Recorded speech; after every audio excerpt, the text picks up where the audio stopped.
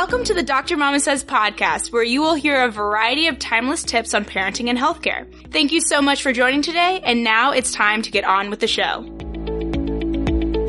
Hey there, everyone. I'm Dr. Burton, the host and creator of the Dr. Mama Says podcast. Thanks so much for joining again today. This episode is going to discuss why it's important to stop asking physicians for tests or medications or procedures that they don't feel are needed. Now, hear me out. I'm a little bit concerned how this episode might be received. I'm not at all saying you should be silent or not voice your opinions. It's very important for patients to interact with physicians and to participate in their care. We want to know that you understand our thought processes and the plan of action. But I'm talking about patients who not just participate, but take over their health care. Physicians enjoy working with our patients to solve problems and to prevent future concerns. However, many times patients decide something is needed that physicians feel is not medically needed or medically indicated, perhaps could be potentially harmful. There will be some discussion between patients and physicians about what the next steps will be, but ultimately it's really important to let the physician be captain of the ship, your healthcare ship. Someone must steer the boat, but unless you've been to medical school, I suggest you let your physician be the captain. So let's get into some of what I'm talking about. It should go without saying that developing trust in your physician is important. Part of the process of selecting physicians is building a rapport or a trusting relationship. Understanding your physician's credentials, their experience, that's going to really go a long way in helping you to trust their judgment.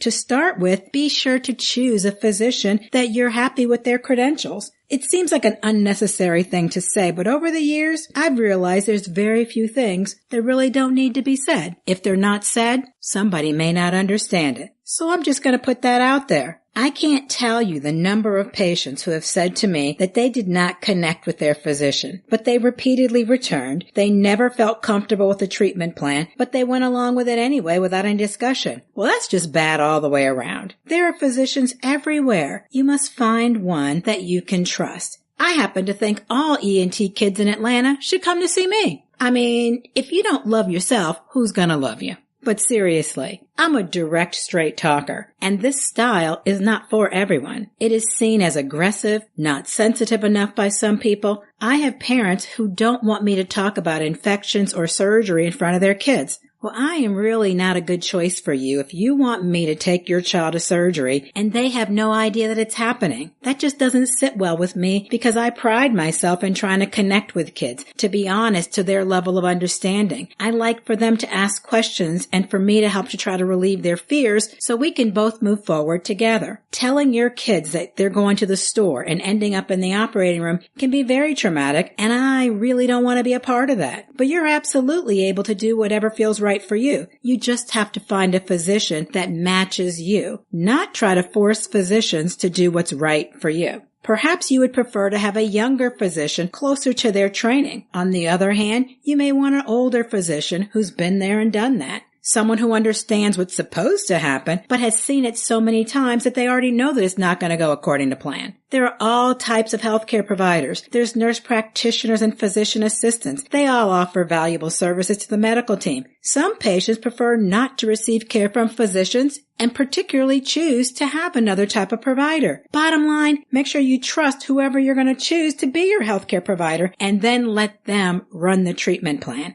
Again, to be clear, there's nothing wrong with starting a conversation about something you read or something you were told about. However, once the subject is discussed and a medical opinion is given, I recommend you stop asking physicians to do what you think is needed. So why is asking physicians to do tests possibly not a good thing? Well, after 4 years of medical school and a minimum of 3 years of residency training, physicians understand the different treatment options, but all patients are not the same, and they shouldn't have a cookie-cutter treatment plan. We automatically assess your age, general health, the history of the current problem, a host of other factors before we recommend a treatment plan. When you ask if a specific test done, you change the decision-making process. There has to be an orderly approach to treatments. And there's many, many ways to treat something, but you got to start somewhere. If tests are done that progress in a different direction, sometimes the more common, the more probable problems aren't addressed until later. It's not wrong for a physician to go ahead and order whatever test you're requesting. However, it may not make medical sense to do it at that moment. When we interpret lab and x-ray results, we do it while also considering what are the past treatments, how did it work, what are the exam findings, not just here's a test I can do. But let's be honest. Many times, the treatment plan that you're requesting is one that you learned from a non-medical friend or relative, or more commonly from an online source, which could have just been out there sharing general information. One of the worst places you can get your health information is from the growing number of non-medical Facebook groups. Now I'm a mom blogger, and I love me some mommy bloggers. However, unless these moms are healthcare providers, why are you accepting their healthcare tips over those of your physicians? They are absolutely able to share their experiences, and it might give you something to ask. But when they tell you, don't let doctors do this, or you must get this medicine or do this test, no. Always remind yourself, I am in a Facebook group. It is a social interaction. It is not a healthcare visit. You can accept their experiences. You can understand what may or may not happen, but their individual experiences should not be compared with science-backed research, and that's what physicians base their treatments on. So why is it that physicians sometimes go ahead and order the tests that you request? Well, some physicians might order these tests even though they don't necessarily feel that they're needed because they want to keep you happy. They want to prevent you from going to another doctor who's going to do it. There, I said it. We want to keep you as a patient, and arguing about why we're proceeding in a certain direction may not be in our best interest. So we just go with the flow, order your test, and then try to get back onto the path that we were on. But this extra testing increases the cost of our health care, and the results may not help us to get you to the next course of treatment. So if the test is not going to change our treatment plan, why should we order it? If we tell you the results aren't going to make a difference in our initial therapy, why would you keep pushing us to get it anyway? Also, remember, if a physician says no, a test isn't needed right now, it might just mean no for now. In other words, I'm aware of this test. I know that it exists, but I'm not ready to go there. Maybe later. Well, are there any other reasons to avoid asking physicians to do some of these things? Well, this might not really apply to labs or x-rays, but sometimes patients ask physicians to do things that might reflect poorly on them as professionals. What do I mean by that? Well, in addition to trying to provide you with the best possible care, physicians also attempt to use honest medical judgment. And we don't want to put in a position of supporting things that aren't medically correct. For instance, some surgeries require children to stay home for a week or more, and I happily provide excuses to parents and kids. However, if your child had ear tube surgery and you request a note that says you're going to be out of work for a week just in case, that is not medically appropriate. Typically, patients stay home for 1 to 2 days unless there is some other medical problem that needs to be monitored. I can't put my name on a work excuse like that. Another example would be some of my allergy patients. I have had parents of my allergy shot patients who requested notes saying kids need to miss an entire day of school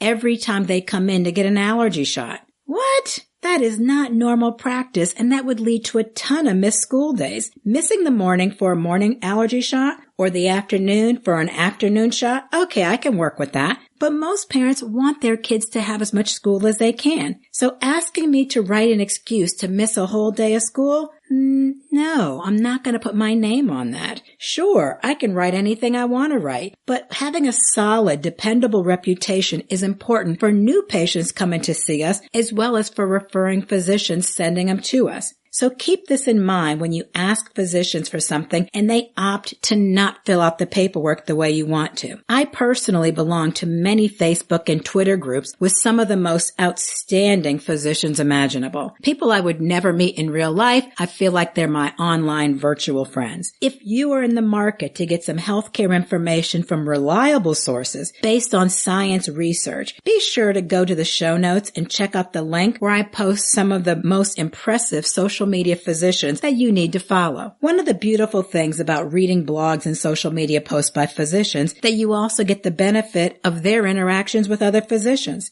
As I prepared for this post, I asked thousands, that's right, thousands of physicians what kind of concerns they had about common things patients ask them to do that they are constantly having to explain why they don't feel it's necessary or valuable. So without further ado, I'm going to bring to you the top 7 things that were repeated in many different ways by many different physicians from many different specialties. There seems to be a theme with what patients want physicians to do. The first category is antibiotics. I think that I have beat this category to death in other episodes. I've talked about it with ear infections, sinus infections, and possibly when I talked about the tonsils. Understand that many of the infections we have are viral infections, so that means antibiotics don't work. Every medical provider knows antibiotics are always an option. When you ask if we think an antibiotic would help, well, we've already considered that. And of course, before going on a vacation and you ask just to get an antibiotic in case something comes up, that is just not good use of antibiotics. There's plenty of blog posts out there that talk about what are the consequences of antibiotics. They are a great medication and we use them regularly, but doing them just in case or using them for things that aren't going to respond to antibiotics, well, just no.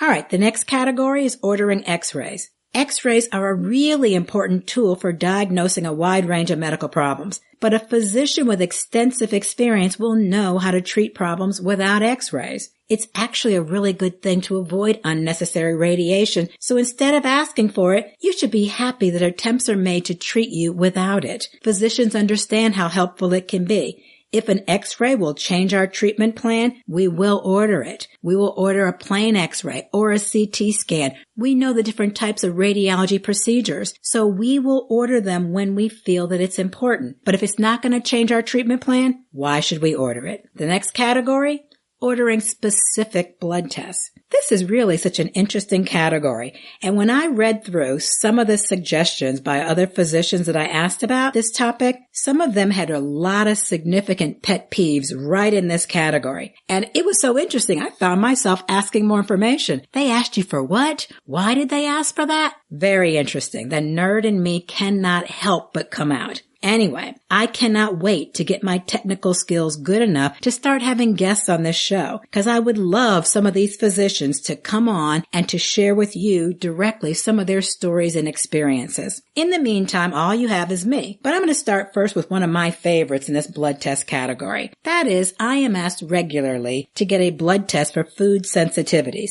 I don't even know what that includes since it's not an allergy. Homeopathic doctors sometimes order a test of 300 to 500 items. It's very expensive and usually not covered by insurance. So bringing me a request to order it, no. Why? What am I going to do with those results? If a physician orders a test, they need to be prepared to use those tests to go to the next level. I don't know what food sensitivity tests mean, so I'm not going to order it. And when you do get those results, how do you treat with that? The answer is avoid them. There's no way you're going to avoid eating 50 different foods, so I personally don't recommend you spend your money on it, but definitely don't ask your medical physician to do that test. The next test? How about a test that's asking for a blood count? What the heck is a blood count? Are you asking for a blood test to see if you have anemia? Are you asking for a blood test to check your white blood cell count to see if you have an infection? Both of those are tests that count something in the blood, but they're very different. And of course, there are many other clues to anemia or infection, so those tests are not the first thing we need to think about ordering. How about asking for a test to check your vitamin D level when you have no symptoms or any risk factors? Now, this is actually near and dear to me. A few years ago, on my routine physical, my physician did a vitamin D level, and I was in the negative levels. What? I mean, I was seriously really low in vitamin D. I was a walking time bomb about to snap every bone in my body. Well, no one had checked before, but I'm now in that high-risk category of a little old lady with little outdoor activity. Yes, I did have to get several million units of vitamin D supplements to get me back in the normal range, but why would a young, non-menopausal woman want to ask for this test? I personally did not have any symptoms, but thank goodness, because I was in a high-risk category, my physician said, this is a test that you need. Let your physicians decide what you need, not what you read and think you might need. The next blood test that you should avoid asking for is something I had never heard of, but apparently lots of people know about it, and it's called pharmacogenetics. Woohoo! That is the big word of the day. You know I am way, way, way out of my league here, but today, remember, I am just the messenger. With all the advancements in the management of mental health disorders, there apparently are some blood tests to determine how medications will work in your body. But patients somehow understand this to mean that the blood test will tell a physician which medicine will work best in you. My colleagues who treat these problems want me to share that this test simply looks at your metabolism. It doesn't tell physicians which medicine will work. Knowing how your body will break down a medication and learning how long it lasts in your body does not mean the medication will be good at treating your symptoms. Clinical experience is still needed. There are no shortcuts. Another blood test to not ask for, one that physicians hear daily, is how about that thyroid level because I'm gaining a little weight. Just understand that thyroid disease is a super rare cause of weight gain. And in addition to weight gain, there are some other symptoms that would lead your physician to want to run a test. And even if you do get a blood test for the thyroid, there's some screening tests. You don't need the whole full panel. Simply let your physician know what's bothering you and let them figure out what test they need to run. And in this last category of blood tests, the other one that a lot of people ask for is to check a panel of female hormone levels. First of all, there is not one standard hormone panel. Depending upon your symptoms, one test or another might be done. And the levels where symptoms show up are different in everybody. There isn't a standard. All right, enough with the blood test. The next category physicians would like you to stop asking them to do is to recommend an emotional support animal. Now, I never knew this was a thing to ask for, but there are clear legal indications for these animals. Check out the links in my show notes to learn more about it, but essentially, I think people are confused about emotional support animals for people with mental health disorders compared with working service animals for people with disabilities. Service animals have a lot of special rights, and this allows them to go anywhere the public is allowed to go, like restaurants, airplanes. Service animals are specifically trained to do a task for a person with a disability, whereas emotional support animals are not. Bottom line, let your physician recommend it if they think it's needed. All right, the next category, how about genetic testing without genetic counseling? There are many, many genetic disorders, and if you have a family history, you may request one. But getting genetic testing for health concerns is not the same as these ancestry DNA tests that are all the rage right now. When you just do those DNA tests, you're going to find your heritage. You can either do nothing or go explore your roots. But it doesn't change anything about you. Genetic testing can change your life. A really commonly requested genetic test is the BRCA test. It's the breast cancer early onset gene. It's a gene that predicts a high risk of developing breast cancer. It's a very reasonable thing to do if you have a family history, but you should already have had appropriate counseling before that test is done. All right, on to the next thing to stop asking physicians to order. It's a cardiac stress test just to get a baseline. What does that mean? A specific age does not mean a test is ordered. Turning 40, 50, or 60 is not a risk factor. There are always medical indications. If you have a strong family history or some symptoms, your physician is going to be all over it and will recommend that you get the test. If we order tests just to see, and there are no risk factors, any abnormality that we see on that test might make us order extra tests to follow up that. There are no specific ranges for what is good and bad, and we use your symptoms and history to interpret the test results. Without indications, it's hard to know what is acceptable and what is not. And the last category of things you must right now stop asking physicians to do is to refer you to a specialist without an initial workup. My primary care colleagues are flooded with this category every day. Every cough does not need to see the lung specialist. Every rash does not need to go to dermatology. This particular category is very near and dear to my heart. Seems like I got a lot of near and dear today. I am constantly reminding my patients that I am a specialist, so I assume the basics have already been done before I move to the more complex treatments. Every day, I remind at least a few patients that there are 3 basic levels of health care, and each one has a specific role. I feel so strongly about it that I've written a blog post about it and another podcast about it. Please understand, you do care at home, you do care with a primary care physician, and then you have the care of the specialist. I really depend upon my pediatric and family practice colleagues to determine who should progress on to see me. Well, all right then. This looks like a great place to stop. So that's it for today. For now, I gotta go. Thanks so much for joining me, and I hope you come back to check out another episode soon. I truly want to thank you for spending your time listening to Dr. Mama Says, because without you, there would be no podcast. If you enjoyed what you heard, please go to iTunes and consider leaving a 5-star rating. This will help gain the support needed to continue bringing new and exciting content. To review information presented in this episode, a summary of the show can be found on www.drmamasays.com. And don't forget to subscribe. Hope you come back and listen again soon.